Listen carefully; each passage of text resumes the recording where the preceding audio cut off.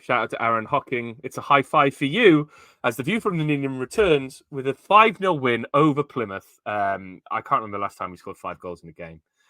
It was definitely before the Glenn Williams era, which we'll get to. But we're here to talk about it on the view from the Ninian. Joining me as always, Ben Price, Tom Phillips. Ben Price, how are you?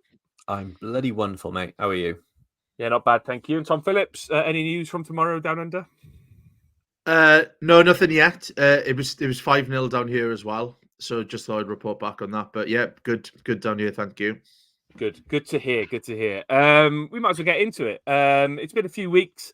The international break happened. Ben went to Iceland, and football has returned this weekend with a home game against Plymouth. And Ben, what a bloody home game it was! 5-0 over Plymouth. Do you expect that at all? No, I didn't expect to score 5 goals for the rest of the season the way it was going. So to do it in one game, pretty special, wasn't it? Yeah, I think there's about almost over double the amount of goals we've scored so far this season, Yep. Tom. That's something, isn't it, from Omar Riza? Yeah, it does really highlight how bad it was before then, but that can't happen very often. Like when you was it 9 games and then you double the tally. Like, Yeah. Like on a negative note, it shows how like we've had this at our disposal until this point. So why is it taking this long? But I tell you what, I kind of almost take it again just to watch a performance like that. It's probably the best performance we've had in 4, 5 years. Especially the CCS. It's been absolutely drab and miserable there. So fair play to Riza for getting that performance out of them. Yeah, there might have been some 3 or 4s under Neil Harris that were quite good. Steve Morrison, I remember having a good performance when we signed Hugel and all that on loan, and we seemed like to be an attacking team, but nothing quite like that. Ben, it all started with the team selection. I think a few people were expecting a Rawls or a CO to come back in, but Riza, fair play to him. In his bravest team selection yet, he selected Di Turnbull. Had you forgotten about him? I did not see that one coming. And on paper, you look at that midfield and you go, oh, that's attacking. And it bloody was. But it was 100% the right call. Like, I think me more than anyone was very critical of Riza's substitutions against Bristol. So you've got to give him nothing but praise for getting it absolutely spot on against Plymouth. Substitutions throughout the game spot on as well. He nailed it, and that team selection, that midfield was outstanding, and it was just the heart of everything we did, like a good midfield should be. Tom, as our resident Australian reporter, are people going cock a hoop for Robertson's performance? Not that I've seen. I've seen one mention of him in the last 3 months, and I got really excited when I saw it. But I'm expecting the floodgates to open with it now, because it is nice being here and having like that Australian connection. And if he starts performing, they will cover it here because they're like desperate for any like good Australian news when it comes to like soccer. And I tell you what, if he puts in performances like that, he'd be on the front pages over here because he was absolutely outstanding. Has he committed to their international team yet? Is he capped? Yeah, I think he's got caps. Yeah, 5 or 6 games. Okay. Yeah, I think they're like he's held in quite high regard here. But he's kind of like dropped off recently. But I'm sure he'd be back in the fold with another performance like that. I saw someone say on Twitter that he potentially didn't join up with the team last time to focus on his fitness here at Cardiff because he hadn't been playing so many games and all that kind of stuff. So I have no doubt if he's in play like that, then Australia will be calling him back up. Then obviously the game started quite well. Tanner was getting particular joy down the right. He seemed to be getting in behind the defenders quite a lot. We were a bit slow to get into the box potentially, but we were the better team. But it still almost felt like Plymouth could score and probably should have scored, really, shouldn't they, through Obafemi? Yeah, it just felt like it was bound to happen. Like as soon as he had that chance, I turned away because I was certain he was scoring. You see who's got the ball at their feet in the position he was in. Yeah. How he didn't score, I'm not quite sure because, yeah, it's one of those gilt-edged chances I think I've seen missed down the stadium this year.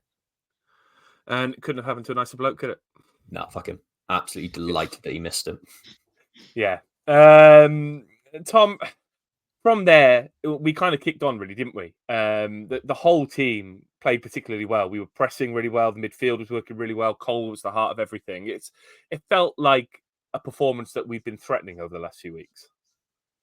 Yeah, for sure. I think like we've got the players in the squad to cause teams problems, especially when they're on an off day. And Plymouth, apart from that early chance, were more than on an off day. It was one of those days where they were lucky to get nil. Like, they were so bad. And we just clicked. And I don't know whether it's been because of the international break, a bit more time on grass, as Hudson would say, like together. It just worked. And it seemed like the players knew where they were going to be. They were reading runs. Like Colwill was getting into pockets. We're really benefiting from Tanner now getting a run of games. He's really finding his feet. And before the game, I think Orion March sent a message with the names of the midfielders, and I replied with, "Oh, we're going to win this 4-0." Annoyingly, I'd written out 5-0, deleted it, went, "Let's not take the piss here," and sent 4-0. I could have predicted it. But it's just, you look at that team sheet and you're like, this could go one of two ways. We're either going to be completely overrun or we're going to create something. And thankfully, I think the standard of Plymouth helped, but we certainly created something because it was absolutely majestic to watch. I think we made Plymouth look bad, though. I think we did. I think it's one of those where, like, there's a lot of times when we've played well in the past that you go, "Oh, the team are poor." But I think everything about us made them look as bad as they were. I felt like the press was absolutely outstanding and just happening in the right places. Like you said, it just clicked for us at the right time. And I genuinely feel like this game was more of Cardiff being absolutely brilliant, less than sort of Plymouth being absolutely terrible. They weren't great, but I think we made them look a lot worse than they actually were because we were so good.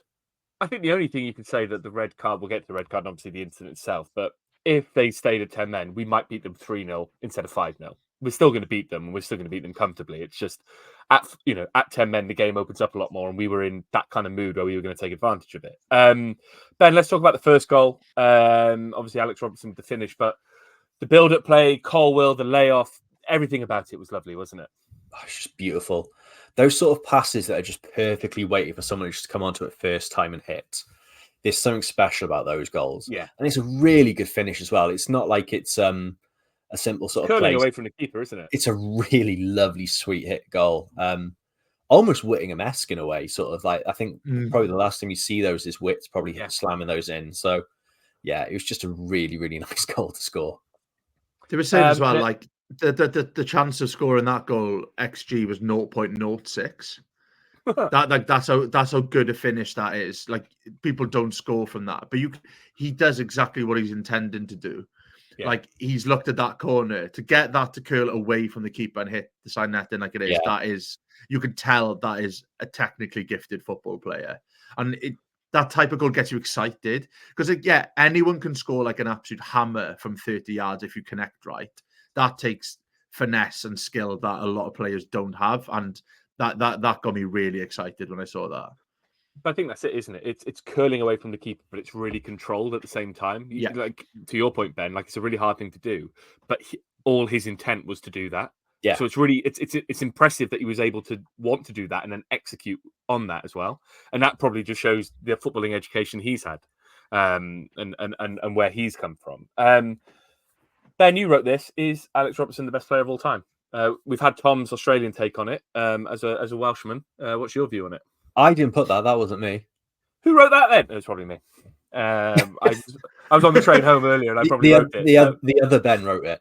The other Ben who wrote that. There were lots of stats from him yesterday, though. Let's focus on that. He got a 9.1 rating from FOTMob, 70 out of 77 accurate passes, created 4 chances, 1 shot on target. He had 100 touches in the game, which feels high. 3 successful dribbles out of 3, lots of accurate crosses, accurate long balls, won all his tackles, won all his ground duels apart from 2. We've talked about it there, Tom, but he's come from really good footballing stock, hasn't he? Gavin Ray, but also Man City. And now we're seeing that, aren't we? Because he's getting game time and he's proving that he is he can be an important midfielder for us. Yeah, exactly. I think it's huge getting game time. And we were saying a couple of weeks ago, it takes time to bed into new systems, new surroundings, new teammates. And there's a reason why he was held in such high regard. You don't play for like Man City if you're a bad footballer.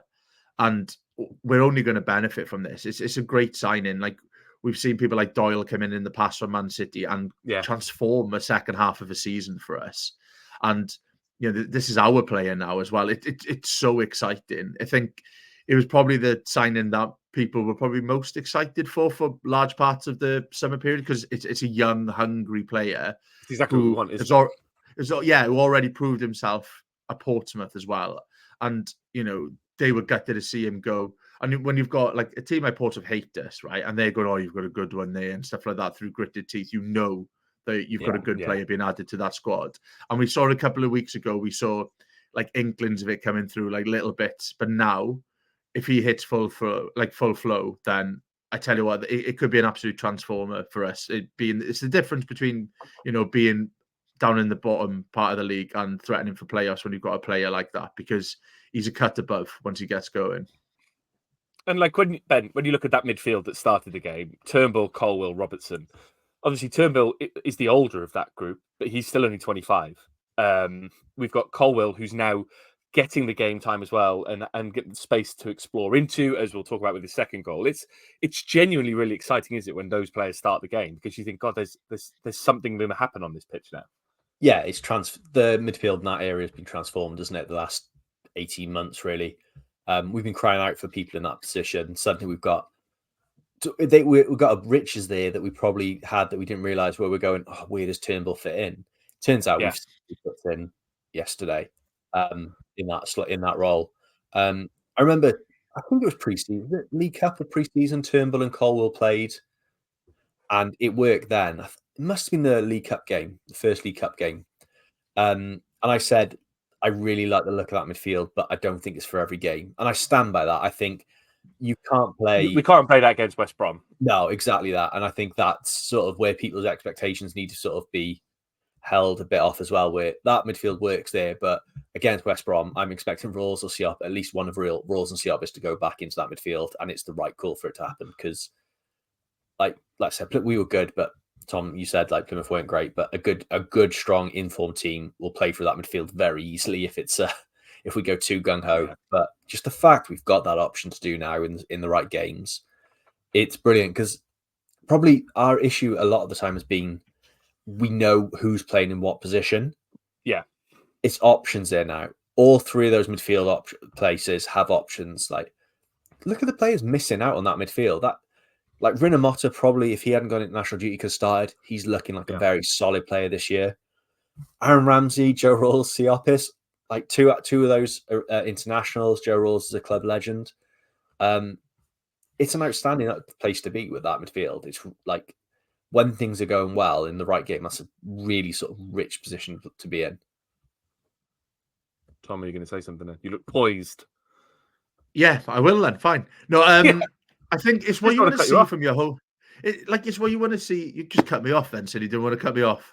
Fantastic. No, it's what you want to see from your home games, though. I think that's been the most frustrating thing probably about us over the last 2 or 3 years, is the home performances. And that's the time to get at teams. So you're playing Plymouth, right, who are probably one of the favourites, if not the favourite, maybe behind Oxford, like before the season started, to go down. That is the time to get your creative players into the team, get them on the pitch and get at the team. We haven't got at the team like that for a long, long time. No. And I think that's the most promising thing, that, that Riza was brave enough to do that. Because it could have been easy to kind of like go into the shell a little bit. We especially after the first performance against Hull, where we shipped goals, where we were probably a little bit too attacking. We didn't create much, but we had attacking players and it didn't quite work. But he's kind of gone for it again there against Plymouth. And it shows how it's ingrained in us, this kind of lack of success at home, because we probably saw that lineup and shuddered a little bit, going, oh, we're going to get overrun here. But it's the other way around. Like, we should be seeing that lineup and going, I tell you what, there's some attacking talent on that team. We could cause a team a problem here. And one result like that can switch a mindset of the team, the fan base, but also the opposition coming into it, saying, they've got the players who can cut them open, and we haven't said that about one of our teams for some time. I think it also adds another 2,000-3,000 to the gate the next game, doesn't it? Yeah, for sure. There's no doubt people are excited to watch a team like that play, and the fact it is, we'll come to later, is Portsmouth and sort of where they are in the league. Suddenly, it's like that's a really exciting game to get to midweek. So, yeah, I think it's really important we're playing like that, because I was trying to think about it earlier, like possibly Villa under Warnock that year we went up. I'd say it's probably the best home performance since then, especially the most complete sort of like attacking display. I can't really remember more since then that have been that good and that enjoyable to watch. Well, didn't Man City beat us like 5-1 in the Premier League? That was pretty good. Yeah, they were great, yeah. Sheffield Wednesday beat 5-1 as well, to be fair. Well, exactly, yeah. Really good performance. I'm sure Let's talk about, Ben, one of those players who was kind of at the centre of everything yesterday and scored the second goal, Rubin Colwill. He seems to be thriving in this new system. Obviously, he basically had a free roll yesterday to be at the top of the midfield, but getting around the box, he got left, he got right. And that goal, his second goal, was an absolute beauty, wasn't it? Obviously, the ball drops down to him. He takes a touch that other players wouldn't take, then a second touch that players wouldn't take, and then curls it around into that bottom corner. It's exciting, isn't it? Watching a player kind of find his feet in that way. And obviously, people have talked about assists, goals. Obviously, he got an assist and a goal, and yesterday's game was at the centre of everything. But that goal was one of the standouts from yesterday, wasn't it? For me, it's the best. Like he's taken half the Plymouth team out in 2 touches. Yeah. It's just, you can't underestimate how good of a technique that goal is from such a young player as well. There's a reason we've all hyped him up and said there's something really special there. And games like yesterday show why we're so excited and why we're so desperate to see this talent come to fruition. And I was on the way to Greg's halftime and listened to Jason Perry on BBC Radio Wales. And he said, like, he raised an interesting point, and that's rare for Jason Perry to do that. But he raised an interesting point about sort of possibly like Colwill sort of being held back for a bit and sort of learning from afar has aided his development as much as it's hindered it. And perhaps sort of like the stuff that Bullett's done and brought him in slowly and more gradually, long term, I think would be more of a success for him. And it's a really interesting point to make. But now it's great to see sort of him know, because realistically, no one's taking his place at the moment until Ramsey's back. And even then, at the moment, Ramsey ain't getting back into that squad. He knows he's the main man and he looks like he's thriving from it. There's a confidence, there's a swagger to him. And that's exactly what you want in that sort of player. And he also did a lot of defensive work as well this week, which I was really impressed with. He got back, tracked back a lot. What did you get from Greg's? It was a chunky order because it was me and Fee. Pepperoni pizza, 2 Good chicken bakes, nice corned beef bake because they are immense. Don't care what anyone says. No, they're great. I'm not hearing that. I like them. No, I'm with you. You don't really get them in London, so that's I'm true. not. I don't really eat them, so I'm not. You're culturally poor, then, aren't you? I am culturally poor. That's what we're discovering there. Yeah. What else was there? Triple chocolate donut. That was tasty. Nice. And then we got some caramel slices as well because they were just lush. I tell you what, when you said hefty order, I wasn't expecting that hefty. Fair play to you. That's some outing. I saw Ben. As soon as you said Greg's, you could have said anything after that point in the sentence about the game. He'd gone. Drifted. He was already thinking about what he'd order himself. Yeah. Well, I think chicken bakes are elite compared to steak bakes. So I completely agree. Chicken bake. Agreed. Good. The only pod consensus you'll ever hear from us. Chicken bakes are better than steak bakes. Tom, let's talk about another moment where the game kind of changed in our favour. That red card. It's a funny one because Tanner commits a foul. Their guy goes down, and Perry NG, without skipping a beat, leathers the ball at the guy's legs. I don't know if he meant to do it or not. I'm going to give him the credit he deserves here. He meant to do it. I can answer that one. Well, he only got a booking for it, so there we go. And the Plymouth player lost his mind. I've been critical of Perry NG sometimes in previous games where he goes looking for that situation and doesn't necessarily follow through on it or ends up getting into a fight that causes the team some kind of detriment. But it worked perfectly yesterday, didn't it, Tom? Yeah, it's one of the most Perry NG things you'll ever see. If you show me a Perry NG clip into AI, that's what would be spat out. Like, also just getting throttled while putting his arms in the air, like, oh. Yeah, I ain't done nothing. I've not done anything. It's a beautifully timed one, right? Because it's so soon after the foul is given when he kicks the ball that you go, oh, it might not have been intentional. Yeah. So you kind of lose the risk of him getting a red card, maybe. Because I'm not sure if it's a red card anyway, but there's some force behind it. He's connected with that. We've seen him in free kicks. Could have killed him. Yeah, that man can kick a ball. And it's just perfect. Like, it's proper shithousery. And like you said, I think he's probably taller than Sissoko, but the way he puts his hands in the air and does that, Yeah. he suddenly looks like a small, innocent child. And it just kind of adds to the whole kind of image of it. And it's like, oh, poor Perry's got him round the neck. But it's just, he's just completely, just absolutely rattled him. And then just to add insult to injury, the little wave from Tanner at the end as he's going off. Yeah. It's like, oh, that is funny. Like, we have proper got under their skin. That is the kind of shithousery edge that we've been missing at the beginning of the season. You know, when we were on about them trudging back to the halfway line. And we did question whether it mattered anymore. Suddenly, it matters to Perry NG. There's no doubt about it. We've seen from his goal a couple of weeks ago as well. He is now up for this fight. You can see that. And that is the level of shithousery and perfectly timed shithousery that we need. Not his petulant, stupid challenge that's going to get him a booking or possibly a red card at a really crucial time. It's that we're 2-0 up. Clearly, Plymouth are there to get that. They're wound up. That is the perfect way to do it. I think people haven't picked up on, for me, the best bit. It's when he's got him by the throat. NG hears the whistle and he just does a little smile as if to say, fucking got him. And he knows exactly what's happening here. And I was like, that's class. And he sort of drops it straight away. As soon as he hears the whistle, he smiles and goes, oh shit, I need to keep this up. And that is just perfect then. It's like he just added to it. There was also, I think, if you look when Tanner waves, like Colwill pulls Tanner's arm away to say stop waving, but then goes in himself and gives him a push. Yeah. And it's just like, he just wanted to go himself. Yeah.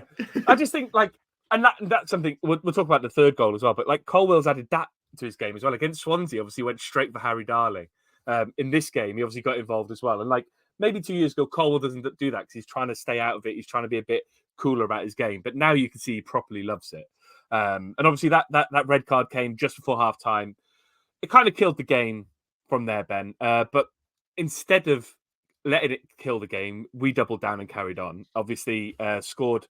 El Ghazi got his first goal on the 52nd minute. But again, Colwill was the man who made that. Ben, how nice was it seeing him use his body to get round that fullback, basically, to get the cross across? Because you realised how much bigger he was than him, stepped out of his way, the guy went down, and it was an easy cross from there.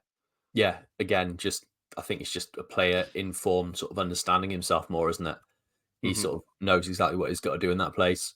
And it wasn't like the first time he looked for that cutback ball either. He did it a bit before, and there was a few times for sort of getting beyond the man and sort of looking to play it in. We just ran it out of play.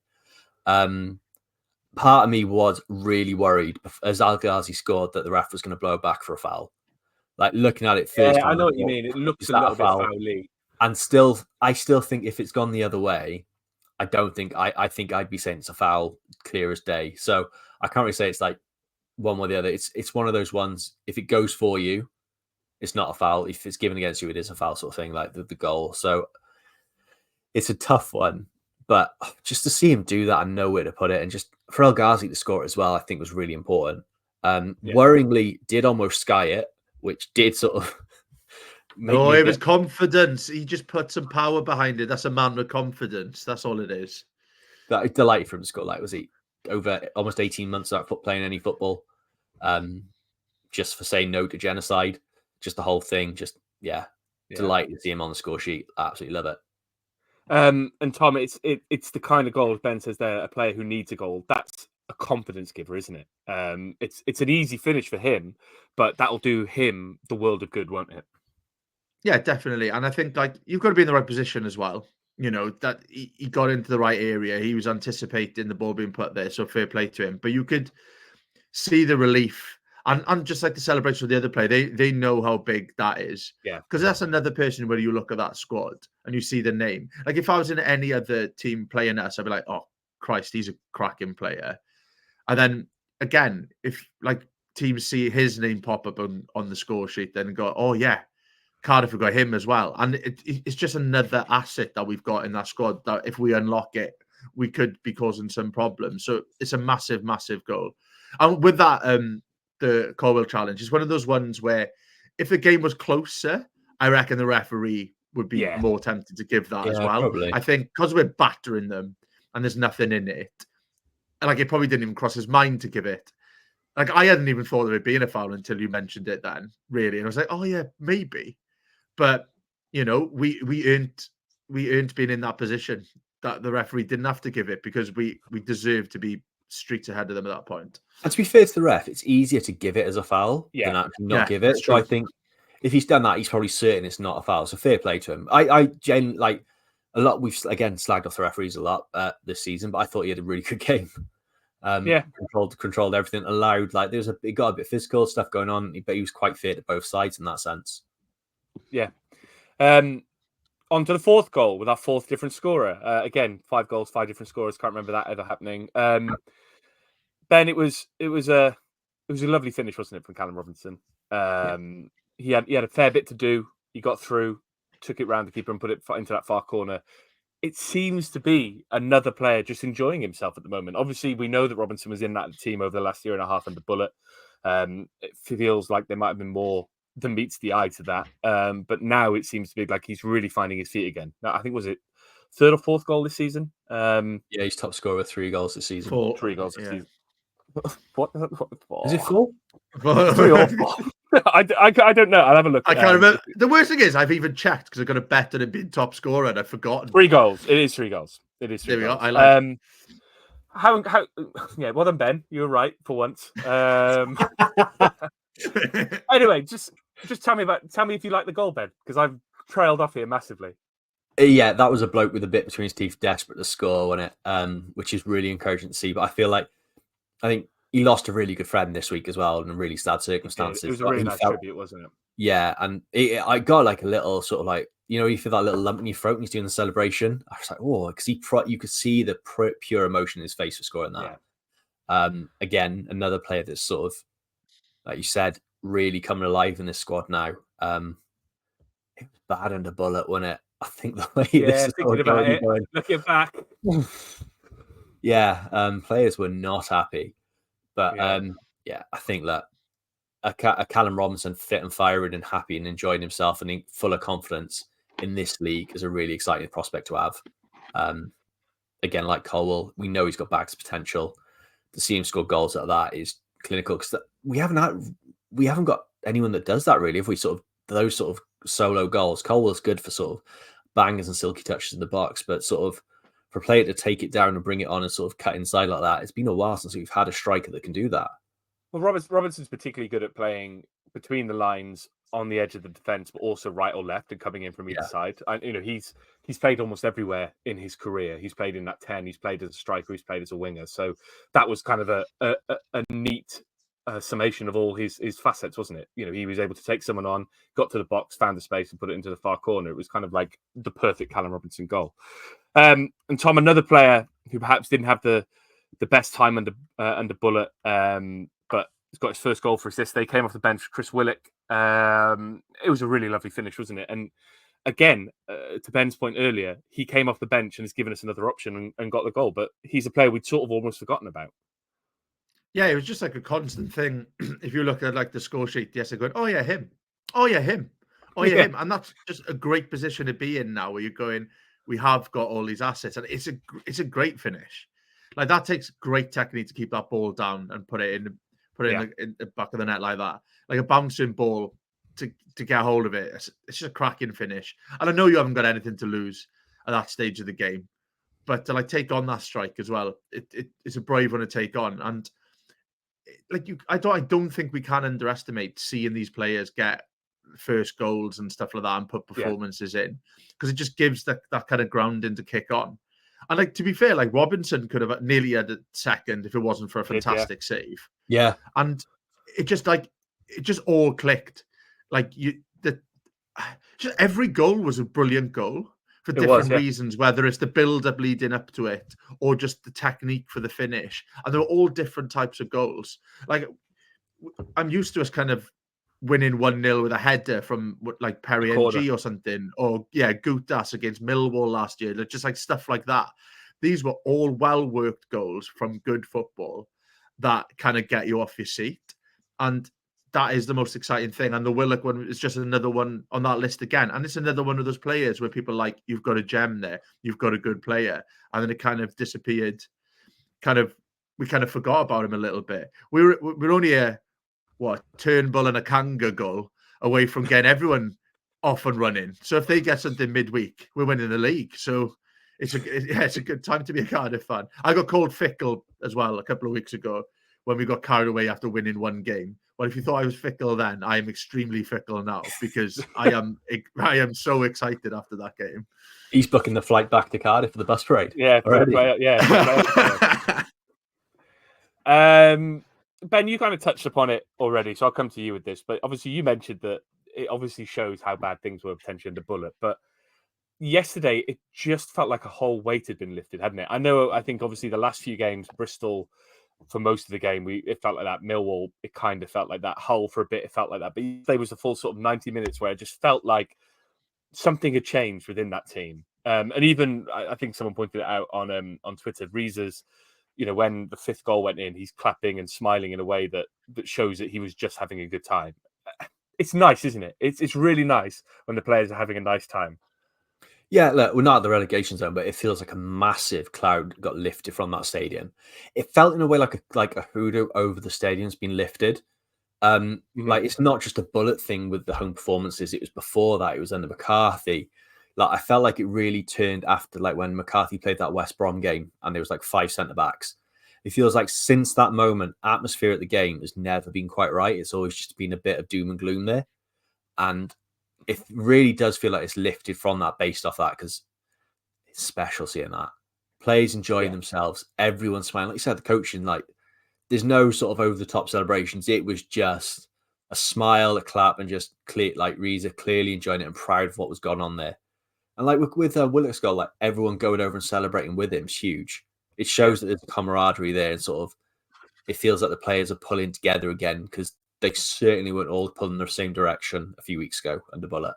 So it's just all sort of, like I said, it's all clicked at last. And Tom, I know we've talked about him, but from a Welsh perspective, obviously after the international break, there was question marks over Colwill. He couldn't play in the 21s game because of the admin issue. He wasn't then linking up with the full team because he was unwell. But it's just so important, isn't it, now that he's playing football and playing football well, from a Cardiff perspective, but also from a national perspective. And it's really exciting, isn't it, seeing a talent sort of coming to fruition in front of our eyes. Yeah, there's nothing better than a homegrown talent coming into fruition like that. And the type of player he is as well. He's an exciting player. He's not just a good footballer. He is something we haven't seen at Cardiff. Like, it's just the skill, the technique, the vision.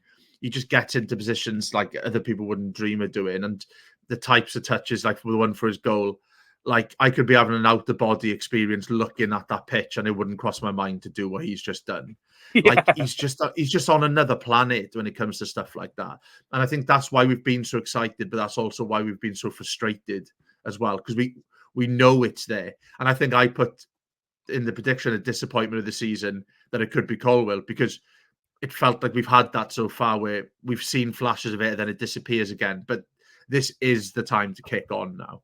Like, we've got the personnel around him that can bring the best out of him.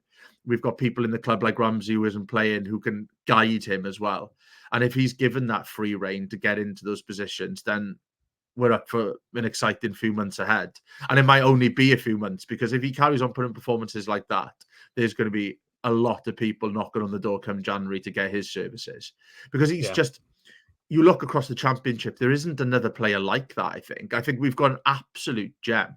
Like, it's just, there's players who get more goals, there's players who get more assists, but he's a freak. He's just nature, different really. on the ball. Yeah, just, you don't see players like this very often. And perhaps it is good nurturing from managers that we haven't overplayed him and stuff like that. Or is people not trusting him? Because we have been quite conservative in the way we've played. So sometimes you can't afford to have a player like that. But like Ben touched on earlier, he's added that defensive work rate to his game. If he adds that as well, then if he becomes an even more complete player, then, you know, there's such a high ceiling on him, because he's another level of player. There's no doubt about it. I also feel bad for calling him a freak of nature, but the guy is 6'5", maybe 6'6", depending on where you read his height from. And the way he plays is of a player who's 5'8", 5'9". You know, it's ridiculous, really, the control he has on the ball and the way he plays. It's quite insane. Ben, this one's for you. It was the first 5-goaler of the Glenn Williams era. He'll be quite pleased to get that monkey off his back. You know, he's often got stick for being at games where we lose, and when he's not there, we win. But he would have enjoyed that yesterday. And also, he tweeted that Alex Robertson's Uncle Gav was in the crowd to see him score his first goal yesterday. Uncle Gav was crashing at Alex Robertson's last night. What do you think they did in the wee hours? Play PlayStation, watch Jackass, watch the wrestling? Oh, yeah, possibly. I just think they just spoke about like Australia and when he says crashing, I don't picture him in the spare room. I picture Robson's got an ear mattress he's had to borrow off someone else and really struggle to blow that up. He's got a towel for a blanket. Yeah, that sort of thing. Like One of we've the all cushions had off the sofa. Yeah, we've all had that. Oh, you stay around your mates? Yeah. Have you got a bed? Yeah. And you turn up with this air mattress in the living room. So that's what I'm picturing. And they were just there chatting. Maybe had a couple of cans, you know. They're Scottish in them after all. No, I think Tennant's. They're Scottish. It's still Scottish, aren't they? So a couple of cans and just, watch match of the day. And then probably Alex fell asleep on the sofa because he was tired. Yeah. Tom, any suggestions of an Australian beer for them? I went Castlemaine's. That's the only one that came to my head. I'd kind of drifted off of what I thought they were doing. I think it's Pop. Oh, go on. Yeah, tell us what you thought they were doing. Yeah, I think it's Pop World and a Chili Flames afterwards. I reckon that's what they've done. I reckon they've gone out in the town. I've just got visions of like Robertson having like an Uncle Gav t-shirt, like actual football shirt from when he was younger, and he goes, "This will fit you, Gav." And then him putting it on and it ending halfway up his midriff because he's put a bit of weight on, and he's dropped peri sauce and Chili Flames down it before he's gone to bed as well. But what do you say? Australian beer. There's one called Bolter, which I really like. It's like an IPA. But you can't see. I buy like a Carlton Draft, so it's decent. Whatever you tip, decent, solid lager. None Pure of this blood. fake Spanish shit in the UK. Your Madries and fake Spanish stuff. Carlton Draft, you know what it is. Sorry, Madrid Exceptional de Madrid, the Alhambra of Madrid. It comes direct from the taps of Madrid. Yeah, I reckon if you mention Madrid that often, you got to be wondering, is it actually from there? No, it's from, but there we go. It's from of course it is. Over to Twitter. We had a lot of tweets this week, so I'll rifle through them and pick out the pertinent ones. The Prince of Wales. I'm all in on Riza if we beat Portsmouth. Feel as if he's done a decent job so far. Today's performance was superb, and Colwill was magical today.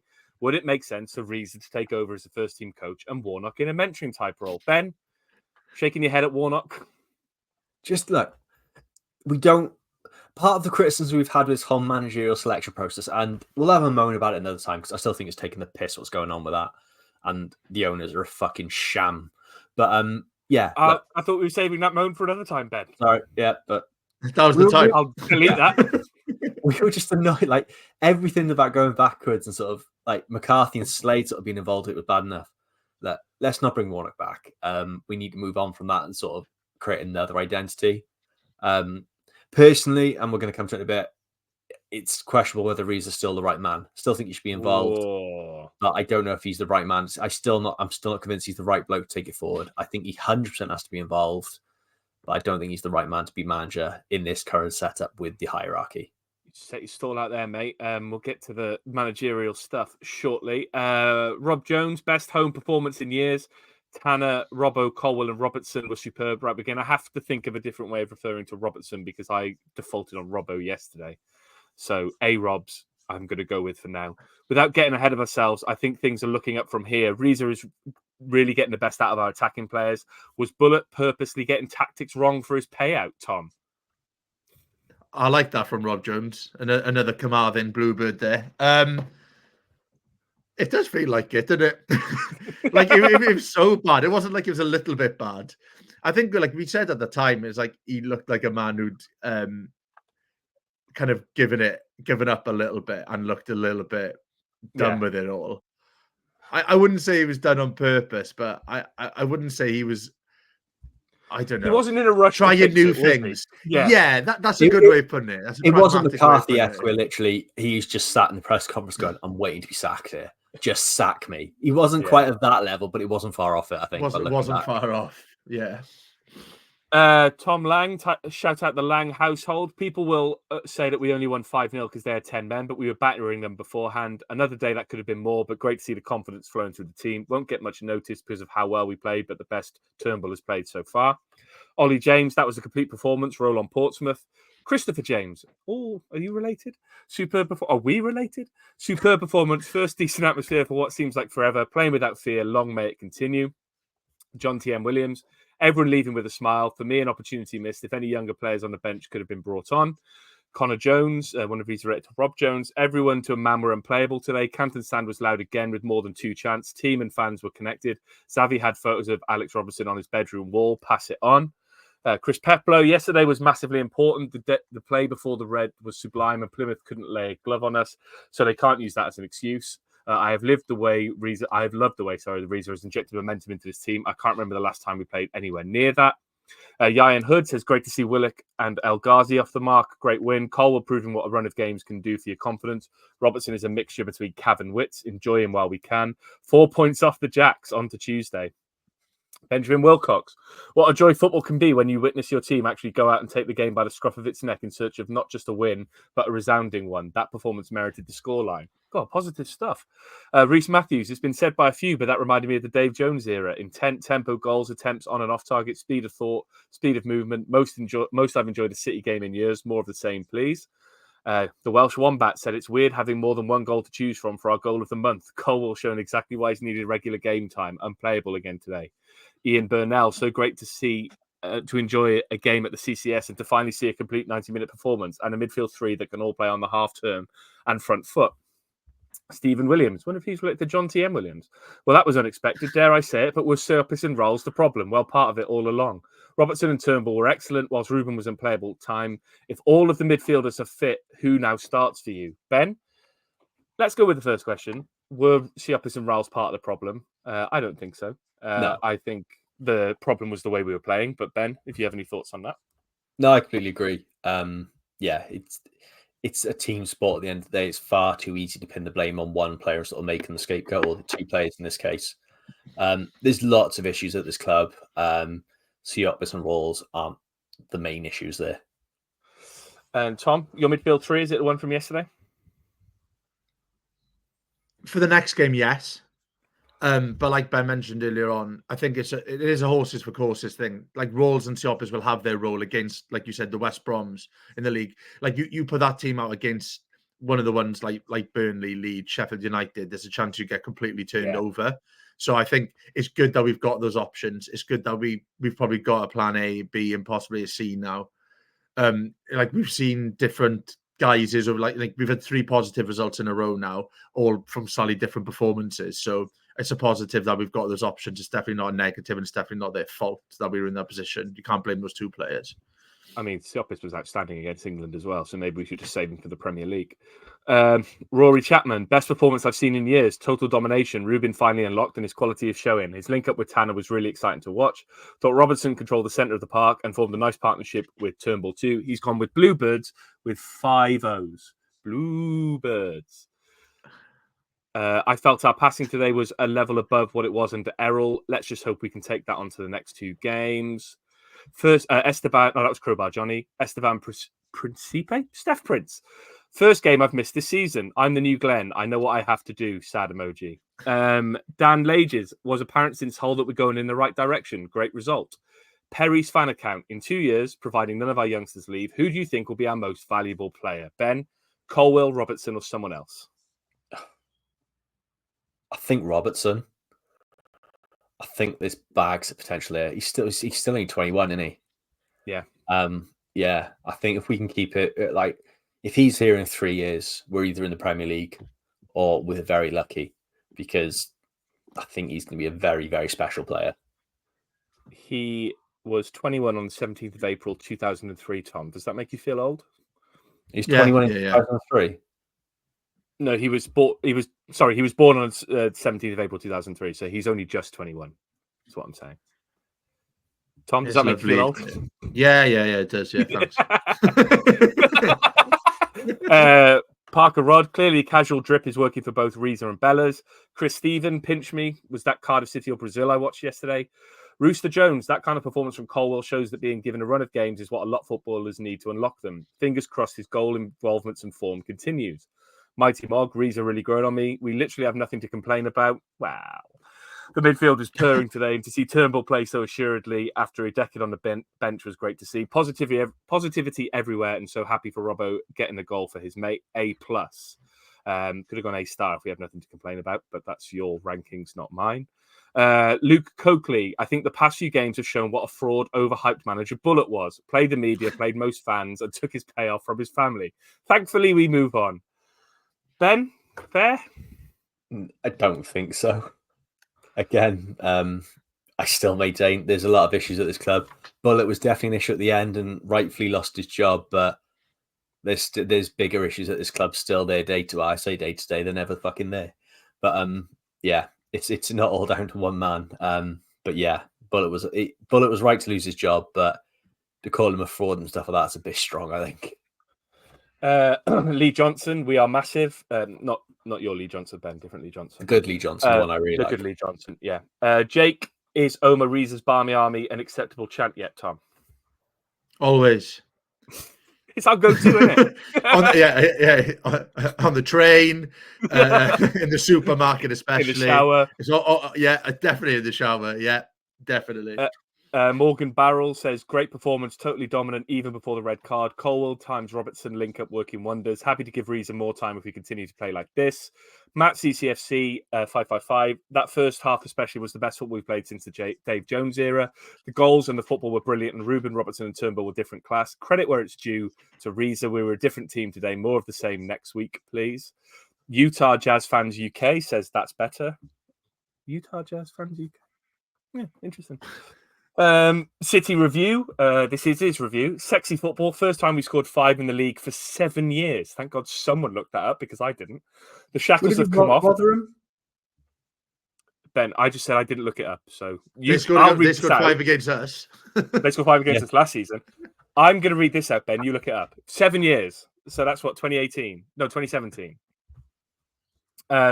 The shackles have come off, and it's like watching Brazil. We are getting the ball out wide and creating havoc in the box. We dominated the midfield today, and that's what made the difference. Colwill and Robertson were awesome. Ned Thomas, short summary of attacking players. Robertson and Rubin quality. El Ghazi has things to work on. Oliver Rees, not over-exaggerating, but we are pissing 12th. Lucky 8, pissing 12th. Lee Samuel, back in love with his team. Alex Bennett, I got so carried away, I put money on Kanga to score the 5th. Ben, did you find out when we last scored 5? I'm back as far as August 2021. Okay, so I'll come back to you. Come back, yeah. Rob Ashcroft, can we all chip in for a Stone Island jumper for Riza? He deserves it after today. They're very expensive. Lewis Casey had the displeasure of being next to Die Hunt at the urinal in the Canton stand after the game, where he told me cock in hand how much he hates Wayne Rooney. Where is the worst place to be next to Die, do you reckon? Tom, where is the worst place to be next to Die, when you reckon? I reckon during a game of hide and seek. That's a good answer. But go on, Tom. Oh, I don't think there's much better than that. I had like funeral in my head because I had funeral in my head as well. But I was like, there isn't a good place to be next to him either, is there? No. I had to walk with him from stadium to city centre twice, and it is hard work. I remember seeing him outside the ground when Dirty Sanchez was going to do the game, and we just signed Ricky Shimmiker, and he insisted on introducing, I probably said this before, introducing Ricky Shimmiker as if he was his mate to his mates. So Ricky, this is Scott, Ricky. I've heard this at least 20 times, but I can't remember if it's been well recorded, and it still makes me laugh, to be fair to you. Ben, where would you like not like to, why would you not like to be next to? You know what I mean? Just anywhere. So for me, the worst I had was Kevin McNaughton's testimonial. Oh, he was in that. You know, he did the team talk before there. Kev got him in. He sat next to me and my wife in the first half. Second half, we moved. And it was 40 minutes. He came in 5 minutes late because he was too busy sort of living off the high of giving a team talk to Jason Mohammed. Yeah, I would as well. And all we got for 40 minutes was, see, I told him to do that. Fucking told him to do that for 40 minutes, and him just trying to scream then and be the manager. He genuinely thought he was in charge, and it was, one of the most painful experiences of my life. Maybe if we don't hire Reese, then we should hire him. I do, but if you're listening, nice, yeah, well done. No, but I've heard him He means before. well. I think I've definitely said this one before when we played. Was it Real Sociedad? We played in a pre-season friendly, Yeah. and Kev McNaughton was taking a throw in, and Di Hunt was trying to tell him what to do, and Kevin Owen just turned around to him and said, "Yeah, thanks, Di." Like just literally turned to him as if like, "Yeah, fine, no problem." It would Just have like meant when the the world players to know Di, him that, yeah, it is yeah. funny. Fair play to him. Sloper Road Blues, Ben, you've got a couple more, then I'm coming back to you. Sloper Road Blues says it's just class in it. CCFC TM says Mike makes a nice change for not being depressed on a Saturday. DJ in it, we're pretty good at this football thing, eh? Gareth Gardner, best I've seen. I'm an Australian then, Tom, for you. Best I've seen this in years, but let's not get too excited. One game at a time. It was a poor Plymouth side who I expect to be close to relegation. Sam Hardwell, isn't that simply how football should be played? Silky, Carl Morris, good bit of soccer that. Colwill is magic. Craig Parfitt Parry, that was fucking sensational, lads. Bring on Tuesday. Lee Gardner, wonder if he's related to Gareth Gardner. First game I missed this season. I won't come again in case it's my fault for the results. Ben, have you found out when we last scored 5 goals? Generally, the last time I could find it was Cardiff City 5, Rotherham United 0 on the 18th of February in 2017. Competitive games. That's 7 years ago.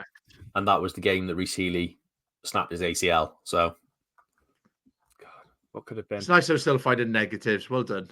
Yeah. 1-5-0, but Rhys Healey, who doesn't play for us anymore. The first picture is Kenzahor's knee sliding, and it looks like as his knee sliding, he shit himself. And then the second picture is Rhys Healey head in hands with gas and air. So, you know, good game. That was after Warnock took over from us. He was Rotherham manager on it, and they were really pissed off. The Rotherham fans are really pissed off.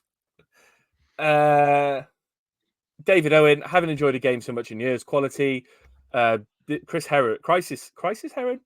He's got a great Twitter name, which is Riza Good. It's Omar Riza Good. Alex Robertson is the greatest football player in the world ever. Discuss. John Walsh, CCFC Forever 1. He says it's the hope that kills you. Matty Aztec says, first home game of the season I've missed as I had to work. Then my work van broke down and I sat listening to the game on the radio. What a day. So glad we won. That's all that matters. Roll on Pompey on Tuesday. And I'll leave the final words to MJ CCFC. Been an avid backer of Riza, but at the end of the day, we're playing entertaining attacking football, playing and developing our top talent while getting results that'll see us rise at the table in the long run. Deserves the gig until the end of the season. And he has been an avid backer, and we disagreed with him last time.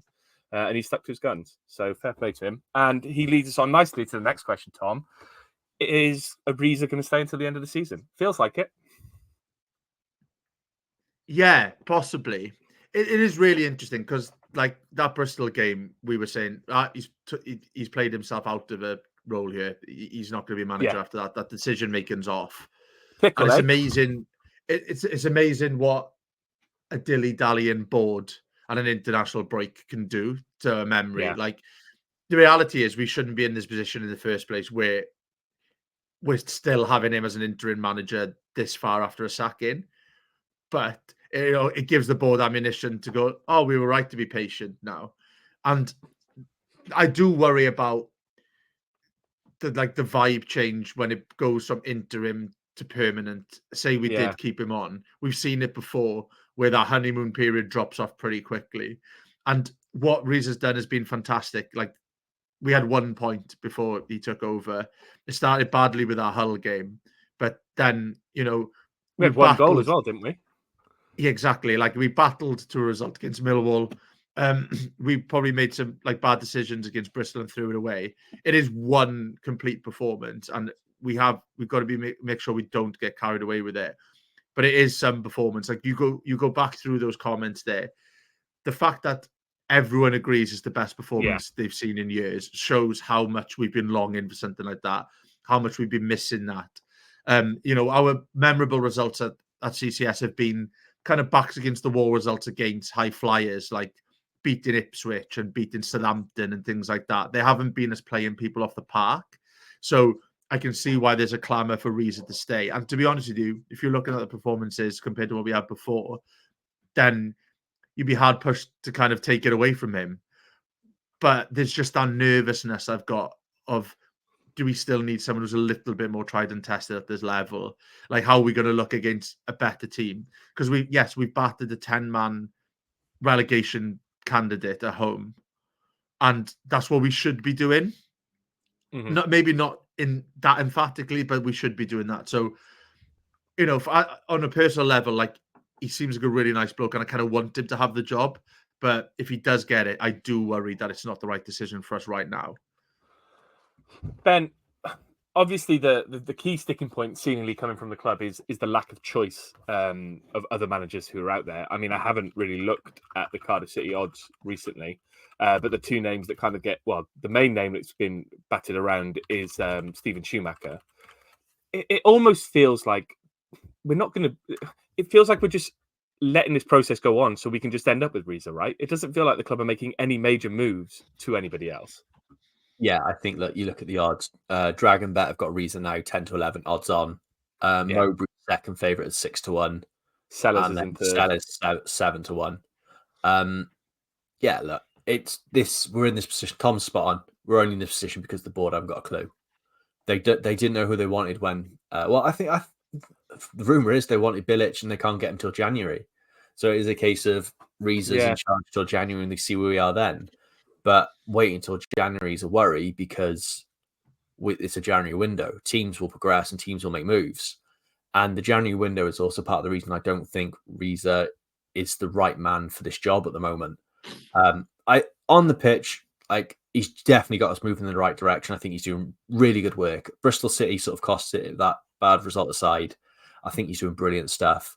But it's not on the pitch where the club's the circus. It's off it. Yeah. And I think it takes a skilled man to do that and manage that properly. And when things get difficult and the ownership, and there's no doubt, you listen to every person that's been at the club, Tan's a pain in the ass. Yeah. He's not easy to manage. You need someone experienced, sort of a bit more nice about him, how to do it, and being there around the block with bad owners before to manage it. Otherwise, you end up in an absolute mess of a situation and it'll end up costing him his job and it won't be his fault. And he's better off sticking around as a first team attacking coach and sort of being involved, sort of probably not being the main man for the time being and then seeing where we are in a year or two. But right now, I don't think this is the right job for him to become first team manager. And as harsh as that is, I think it's just one of those, isn't it? It's not because he's not qualified for the job. Clearly, what he's doing on the pitch, he's making a huge impact. It's the people above him aren't qualified for their jobs, and that's always going to cause a problem at this club. Well, you're going to have disappointed MJCCFC with that opinion, and I hope you're happy. I apologise for you are disappointed.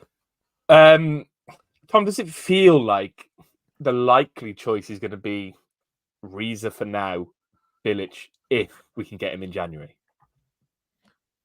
Yeah, it just feels like we're kicking the can down the road again. And we've said this before. It's kind of we leave him in there now and hope it comes good. Yeah, because then we don't have to make a decision because we haven't got the ability to make a decision now. Yeah, because we haven't got the candidates coming forward. We haven't got the kind of people there to go out and find the right type of manager. I know I was quite impressed by the Bullet appointment because it felt like it was, a bit left field and it felt like a bit of research had been done, but you don't know how that came about. And now it looks like it's gone back to more of the same again. And, I want to be wrong here. I'd love it that if Riza got the job and we excel. Obviously, it's not like I don't want him to do well on a personal level. We all do, but it just doesn't seem fair on him to be put in that position. I know he'd want to be put in that position, but it could go wrong very, very quickly. And I think we'd turn as a fan base quite quickly because we'd be like, he never had the credentials, he never had the qualifications. Because like we were saying 2 weeks ago that he's not the man for the job, and now we're saying that, we're not quite saying he's our saviour, but that we're a fickle bunch is what I'm saying. There it is. Tom's it was a disaster 2 weeks ago, and suddenly, now everything, the momentum's going, we've transformed everything.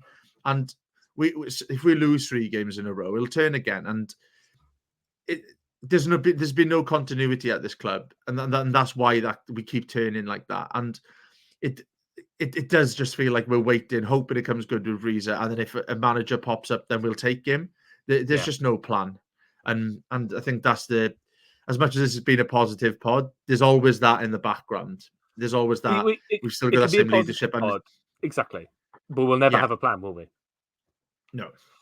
There's a name for you, Tom, that might get you excited, like you like the Bullet appointment. Laurentio Riga-Kampf. He's currently 5th favourite at 10 to 1. Coaching in the Saudi League for Altai. Former player for Steaua Bucharest and the Romanian national team. Is that one that sort of tickles you or not? Yeah, because I don't know who they are. And they play for a club that makes you go, oh, Bucharest. Yeah. That's the type of thing that does get me excited. Like, but I got excited about Bullet because like I don't know who he is, and I like that. But Steaua like, Bucharest, Kaiserslautern, great his stuff. Good caliber. nickname, the King. Like, why is that? It does make you think. Sometimes I know, like, betting companies just throw a name in there because you go, well, there must be some truth in it. Why would they be fifth on the list and things like that? But it is interesting. It's kind of like if that was like a British unknown manager, you kind of go, who's this person? As soon as it's like someone who's played in the Romanian league, there's something in my head that goes, well, that's exciting and outside the box. That's the outside of the box thinking we need as a club. But yeah, He's 10 to 1. He's the same odds as Ryan Giggs and Ryan Lowe. He's currently excited. He's ahead of Steven Schumacher. He's ahead of Steven Schumacher in the betting now. So someone's obviously stuck some money on him somewhere. Yeah, well, the reality is that people throwing bad money after bad money because betting's bad. But like, they're putting, and then they just see the headlines and go, well, I've got to bet on him now. Otherwise, like Claude Makelele, like somehow he's still in the top 14 to 1. Yeah.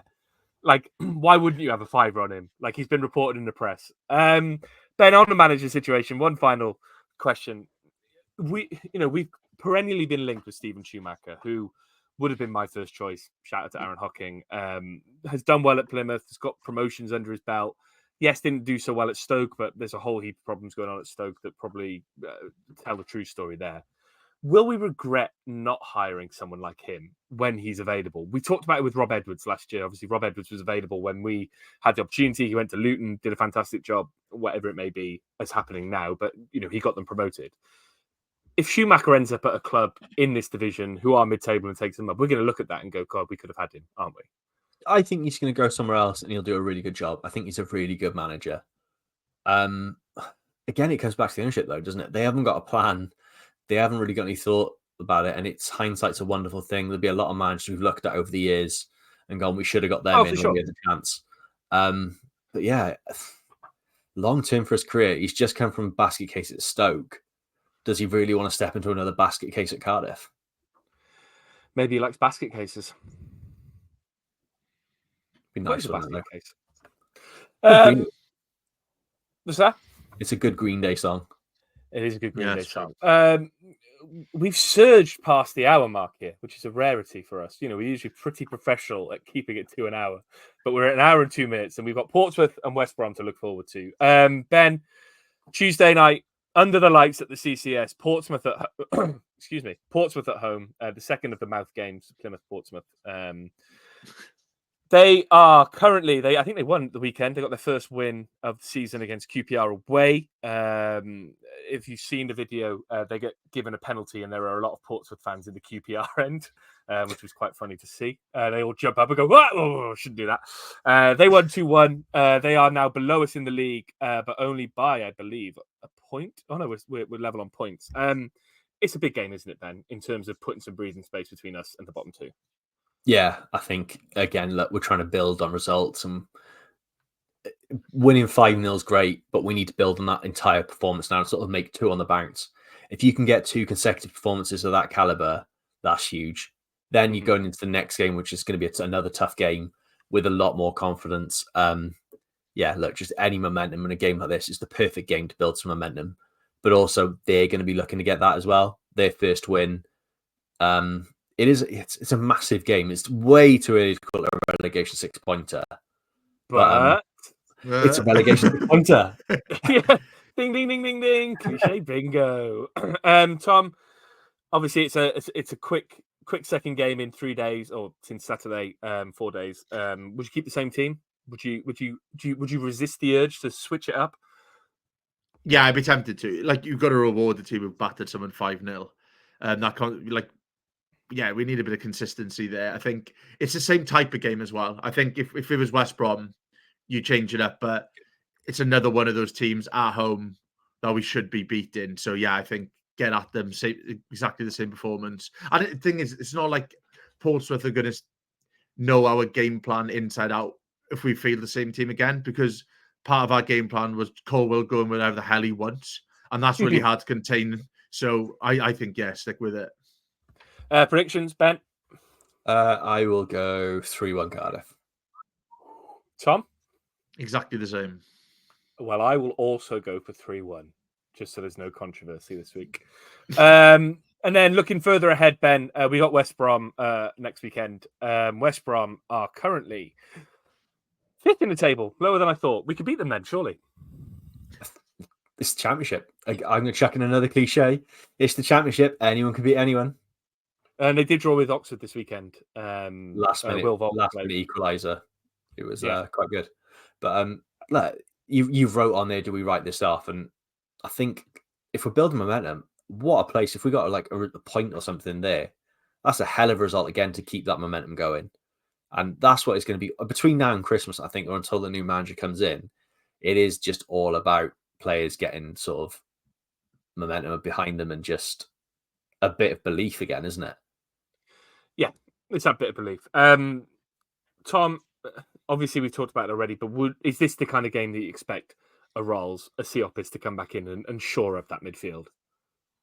Yeah, I think so. I think this is where we'll see like Riza's managerial credentials a little bit, because I think we struggled tactically a little bit in the run up to that Plymouth game, and I think we'll see his credentials, but I think we'll see where we're at as a squad as well. I think, especially if we get a positive result against Portsmouth going into that West Brom game, that is a kind of bellwether to see where we are. And if we put a performance in up there and get something from it, then you start to go, okay, we have this squad isn't just some big names that we've heard about in the past. We've got some actual talent here. So I'm excited and a little bit, nervous for the next 2 games, because I think it could be an absolute kickstarter for the rest of our season if we get something positive from the next 2. But I think it'll bring us back down to ground with a bit of a thump if we don't get anything from it as well. It would be very Cardiff City to go to somewhere like West Brom and sneak a win or sneak a draw. Obviously, it happened. Was it the Steve Morrison season when he came in January? We had the pink kit, and it was Isaac Davis came off the bench, got pelters. We managed to draw 1-1. Valérien Ismaël had a massive fight with all the players after the game. Like, that was a game we shouldn't have won, but we somehow managed to win. And it feels like we could do the same here. So I'm going to go as my prediction, a 1-1 draw. Ben? Yeah, go on. I'll go with that. I'll take a 1-1. Tom, we can make a consensus 1-1 draw here. No, I think we're going to win. Oh, I've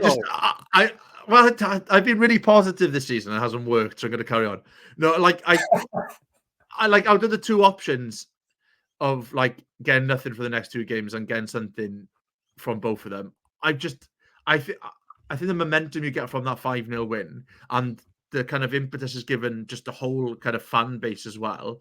I'd love it to carry on. So I'll say 2-0 win. Ooh. I think we'll sneak a late one when they're pushing for an equaliser. Who's going to sneak the late one? Kanga. Oh, Kanga and Turnbull. Go on. Kanga and Turnbull. Your redemption arc there. Narrative. Other podcasts have things like Banker of the Week. We have, what would you call that? What's the opposite of a banker? Shit shout of the week. Shit shout of the week. Well, you have to put the money on it now, Tom. Not that we encourage gambling here at View from Ninian, but you have to put a £5 on that. You can use club fund. You can use podcast funds to put £5 on it. So if you'd like to donate to the pod, no. Yeah, and perfect segue. KOFI.com/VFT Ninian for the shit shout of the week, so Tom can have his fun. Boys, it's been almost an hour and 10 minutes. Tom, you need to get on with your day. Ben, you need to go to bed. You need to sleep off the corned beef Greggs. Thank you to everyone who's listened again this week. Thank you to everyone who's listened so far this season and watched on YouTube. Twitter.com/VFT Ninian. All the ways you can contact us are listed there. KOFI.com/VFT Ninian. If you like what we do and want to give us some money, you can do that there. YouTube, just search VFT Ninian. I think it's youtube.com/VFT Ninian is our channel. Please subscribe. We're on the road to, I think, 300 subscribers. We might be close there now. We'll be back maybe in a week, maybe next week. We'll have to wait and see how we do against Portsmouth. But thank you for listening. Ben, good night. Tom, good morning. Bye. Cheers.